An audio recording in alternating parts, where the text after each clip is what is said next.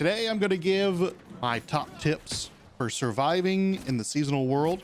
We're on day 3 of the release, and I've had a chance to spend a good amount of time in the game, level up, and participate in a lot of the open world PvP. So let's dive right in. When you first start the game, you will be forced to select your faction.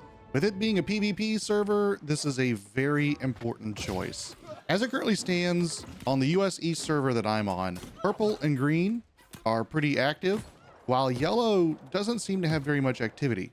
So be aware of that when you go into the game, and be ready to leave your faction and start over if maybe you find out it's not the best choice. But along with that tip, once you get in, be sure to find a company pretty quickly. Grouping up before you go out will be pretty important in this game, because everywhere you go, somebody will be ready to kill you.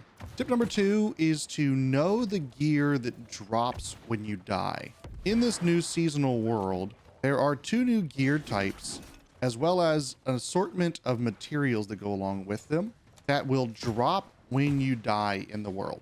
Be aware of ethereal or other gear in your inventory and put them in the storage shed before you go out, unless you are specifically using them, and then be fully aware of the fact that you will lose them when you die.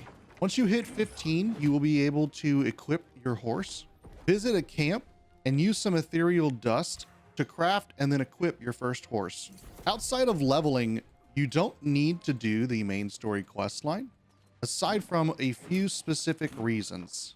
The first would be if you plan on doing expeditions, and in that case, you will need to do the story mode up to the point where you receive the Azoth staff, not too far into the game. I haven't made it to the end of the main story quest line yet to know, but as it currently stands, if you want to have access to the Elysian Wilds, unless they've changed it, you will need to do the main story quest line up to that point as well.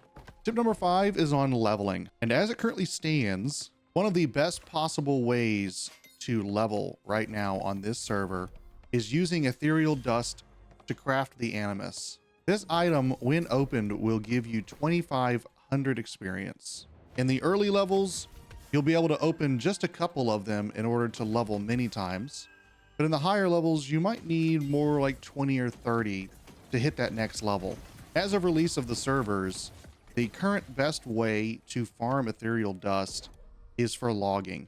Going out and chopping down young trees to then take that wood back to the wood shop to convert that wood into ethereal dust at a 1-to-2 ratio is the fastest way to level up. Go out, cut down a bunch of trees, and then take that wood in and convert it into ethereal dust so that you can get even more Animus chests. In the initial release of the server, I was able to cut down a bunch of trees and level to 20, I believe, within the first 30 minutes of the server being out. And one little bonus tip to go along with all of those, the newly crafted ethereal and other gear does not drop during expeditions. You can see here that the ethereal armor perk is deactivated inside this expedition that I'm currently in.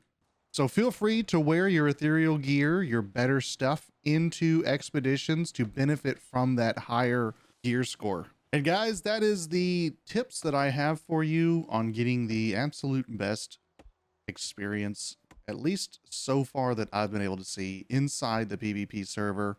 Be aware that I'm sure there's going to be many people that are griefing, that are level 65, camping the lower level area to kill people.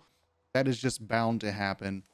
There's a lot of people who maybe aren't good at PvP and they see an opportunity to go ahead and kill an easy prey. Who knows why they do it? But be safe out there. Hope you guys enjoy it. Remember, it's only live for 3 months.